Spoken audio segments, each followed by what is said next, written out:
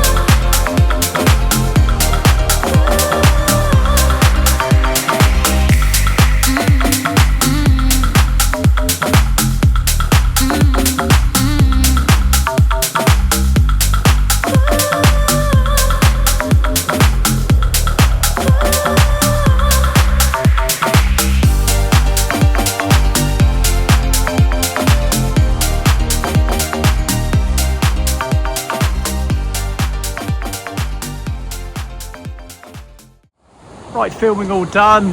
As you saw, we flew over the lighthouse for a bit, and also we mainly concentrated on the pier today. So we flew over the top of the pier a couple of times, backwards, forwards, sideways, you name it, we went over it. So anyway, so we got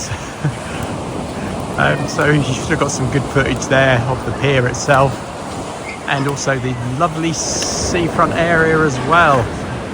And gorgeous sunny day today, so obviously it does make for better filming. Although saying that, I had a lot of glare on the film today when I was trying to record, so at some stages we'll need some heavy editing by me to actually get this to a decent state for you. But there we are, that's it for today. Like, comment, subscribe, you know the jazz. Bye bye for now.